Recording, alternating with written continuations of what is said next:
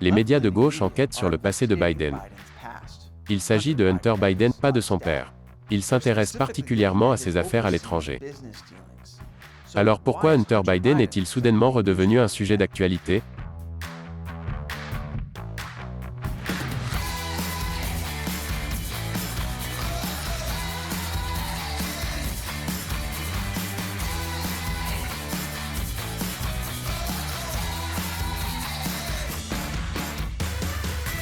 Bienvenue à l'émission Amérique dévoilée, je suis Matt Neisda, je remplace Chris Chappell pour cette semaine.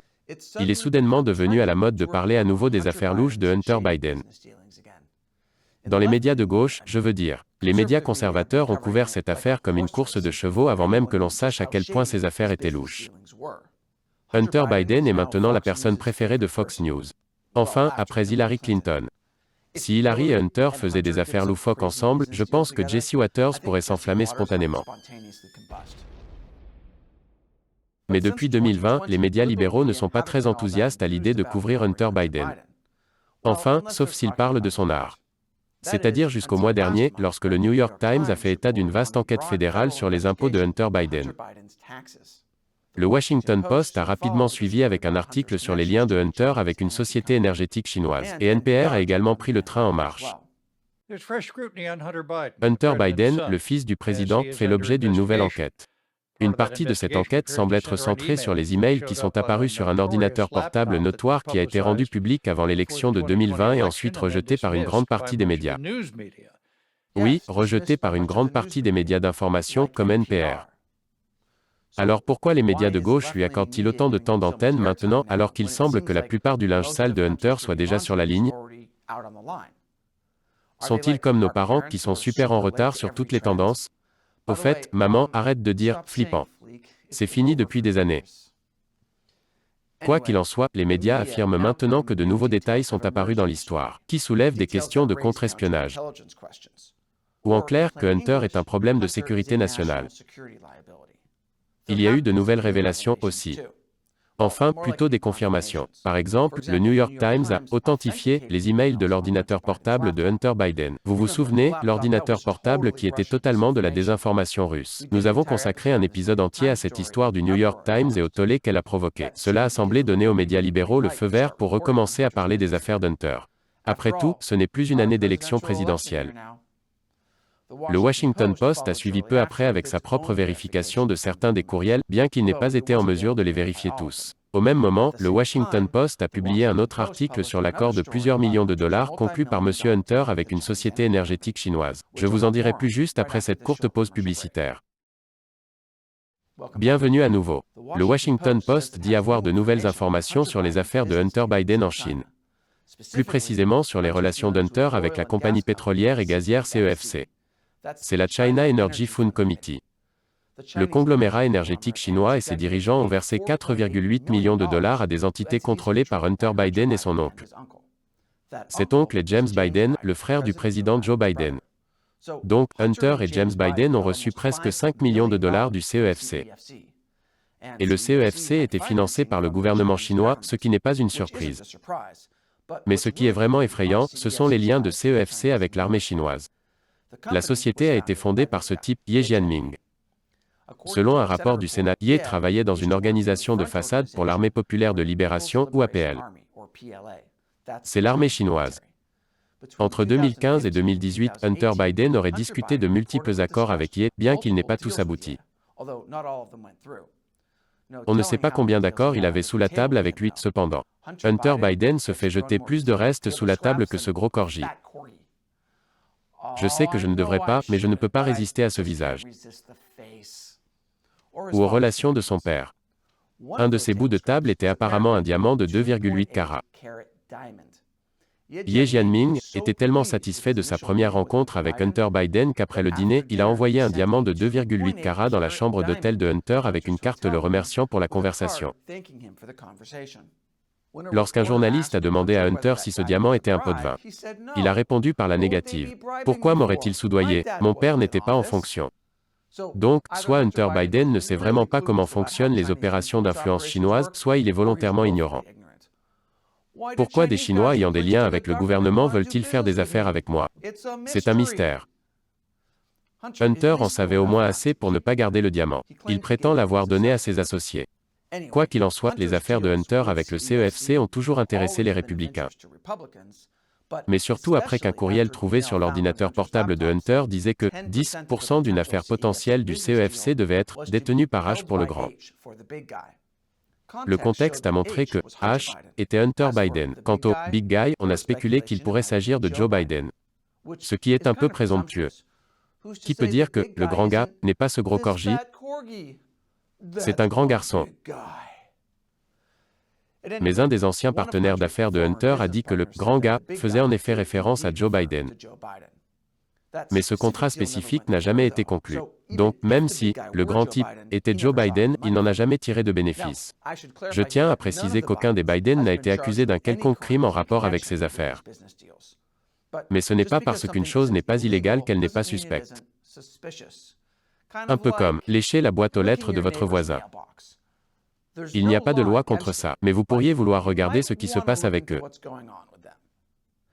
Quoi qu'il en soit, le New York Times rapporte que Hunter fait l'objet d'une enquête pour avoir potentiellement enfreint les règles relatives au lobbying étranger et au blanchiment d'argent. Et bien que l'accord impliquant le grand n'ait jamais été conclu, Hunter a reçu $1 million de la société pour représenter Patrick Ho. Patrick Ho travaillait pour Ye Jianming. Ho dirigeait l'aile à but non lucratif du CEFC. Ye a demandé à Hunter, qui travaille parfois comme avocat, de représenter Ho en 2017 parce qu'il soupçonnait que Ho faisait l'objet d'une enquête par les forces de l'ordre américaines. Hunter a accepté d'examiner la question. Ce qui est étrange, car Hunter Biden aurait appelé Ho, le chef espion de la Chine, dans un enregistrement audio trouvé sur son ordinateur portable. Bien que chef des espions ait pu être une assez grande exagération, Ho était surveillé par les forces de l'ordre américaines en tant que menace pour le renseignement étranger. Ho a été arrêté en 2018 et condamné à 3 ans de prison pour avoir corrompu des fonctionnaires dans plusieurs pays africains. Également pour blanchiment d'argent. Ye Jianming a été arrêté la même année, bien qu'il ait été arrêté en Chine et non aux États-Unis et qu'on n'ait plus entendu parler de lui depuis. Au fait, ce n'est pas la seule affaire chinoise louche dans laquelle Hunter Biden a été impliqué. Il y en a une autre importante que nous avons couverte dans notre podcast Chine non censuré en 2020. Je mets le lien ci-dessous. Dans quelle mesure l'histoire de Ye Jianming est-elle nouvelle? Selon le Washington Post, pas grand-chose. Bien que de nombreux aspects de l'arrangement financier de Hunter Biden avec CEFC Chine Energy aient été précédemment rapportés. Un examen du Washington Post a confirmé de nombreux détails clés et a trouvé des documents supplémentaires montrant les interactions de la famille Biden avec les dirigeants chinois. Hunter et James Biden recevant près de $5 millions de CEFC semble être une nouvelle.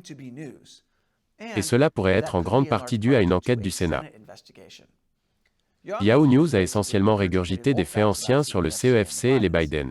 Il dit que ce qui est nouveau, c'est l'authentification des emails par le Washington Post et le New York Times, ainsi que les conclusions d'une enquête du Sénat. Cette enquête a révélé de nouveaux documents bancaires et juridiques que les sénateurs ont rendus publics à la fin du mois dernier.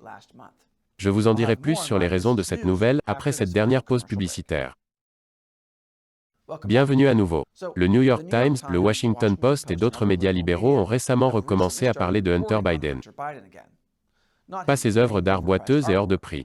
Je parle des histoires impliquant des affaires louches avec des hommes d'affaires chinois, qui d'une certaine manière le font paraître encore pire. Nous avons fait un épisode sur la façon dont les grands médias ont gâché l'histoire de l'ordinateur portable de Hunter Biden en 2020. Essentiellement, ils ont évité de le regarder comme si c'était l'Arche d'Alliance. Alors qu'est-ce qui a changé? Les médias, de gauche comme de droite, avaient couvert divers aspects des transactions commerciales douteuses de Hunter à l'étranger en 2018 et 2019. Comme cet article du New Yorker datant de 2019 qui se demandait si Hunter et ses transactions commerciales allaient mettre en péril la campagne de son père. Mais à l'approche de l'élection présidentielle américaine de 2020 et alors que Joe Biden devient le candidat démocrate, les choses changent. En septembre 2020, moins de 2 mois avant l'élection, 2 sénateurs républicains ont publié un rapport de 87 pages sur les transactions commerciales étrangères de Hunter Biden. Là encore, les médias des deux côtés de l'allée en ont parlé, mais différemment. Alors que le New York Post, proche de la droite, a qualifié ce rapport d'explosif. Politico, de gauche, le qualifie dédaigneusement de « rapport anti-Biden » et dit qu'il « reprend d'anciennes affirmations ». D'accord, mais si ces affirmations sont vraies et que rien n'a été fait, cela ne signifie-t-il pas que nous devrions réexaminer la situation? Comme comment, oh, je ne sais pas, les politiques de Covid d'Andrew Cuomo ont tué des milliers de grands-parents. Le temps que quelque chose soit fait à ce sujet, nous serons tous assez vieux pour avoir été tués par l'une des politiques Covid d'Andrew Cuomo. Pendant ce temps, le New York Times disait qu'il n'y avait aucune preuve que Joe Biden avait fait quelque chose de mal. Puis vint l'ordinateur portable. Certains médias ont rejeté l'histoire de l'ordinateur portable comme étant de la désinformation russe. Certains médias ont publié des vérifications des faits. Mais la plupart du temps, les grands médias libéraux n'ont tout simplement pas couvert les allégations réelles soulevées par l'histoire de l'ordinateur portable. NPR, par exemple, a carrément refusé de la couvrir, déclarant dans un tweet « Nous ne voulons pas perdre notre temps sur des histoires qui ne sont pas vraiment des histoires ». Ce qui est ridicule, parce que NPR est toujours en train de couvrir des histoires qui ne sont pas vraiment des histoires. S'il y a un podcast de 2 heures sur quelqu'un qui utilise du pollen d'abeille pour fabriquer du mascara pour les chevaux, vous savez que c'est sur NPR. En décembre 2020, bien après l'élection, Hunter Biden a admis qu'il faisait l'objet d'une enquête. Et les médias grand public ont recommencé à se pencher sur son passé. Pour être juste, le DOJ a gardé un profil bas sur l'enquête. C'est parce que l'activité de l'enquête est devenue secrète ces derniers mois en raison des directives du ministère de la Justice interdisant les actions manifestes qui pourraient affecter une élection. Je suppose qu'il ne voulait pas être accusé d'avoir fait perdre l'élection à Biden, comme l'ancien directeur du FBI James Comey l'a été pour la défaite d'Hillary Clinton en 2016. Donc, 1 an et demi plus tard, les grands médias de gauche rattrapent enfin leur retard. Mais je comprends, cette histoire était assez facile à manquer. Si vous êtes une partie d'autruche. Alors qu'est-ce qui a changé? Le New York Post dit que c'est parce que Joe Biden a déjà gagné l'élection contre Trump. Le Washington Post, quant à lui, dit que c'est parce qu'il ne pouvait pas vérifier le contenu de l'ordinateur avant. Les agents du renseignement ont également mis en garde contre l'ingérence russe dans l'élection. Et la source des données de l'ordinateur portable semblait suspecte à l'époque. Donc, parce qu'ils croyaient à une ingérence russe dans l'élection, ils n'ont pas voulu publier une histoire sur quelque chose de totalement différent. C'est comme dire que tu as perdu tes clés à cause de l'invasion de l'Ukraine. Ce n'est pas la même chose, maman. Le Washington Post a également précisé qu'il ne pouvait pas vérifier que l'information était vraie parce que le New York Post ne voulait pas leur donner les dossiers. Et même dans cette nouvelle vague d'articles sur l'enquête sur Hunter Biden, le Washington Post reste prudent. C'est logique. Ils ne veulent pas se tromper sur une histoire qui a déjà été couverte il y a 2 ans. À ce stade, ils peuvent aussi bien copier le travail d'autres journaux. Même si le plagiat n'est pas très flic. Alors, qu'en pensez-vous? Les médias auraient-ils dû traiter l'histoire de Hunter Biden différemment? Dites-le nous dans les commentaires ci-dessous. Et vous savez, Chris Shelley et moi gérons cette chaîne YouTube depuis 4 ans et demi.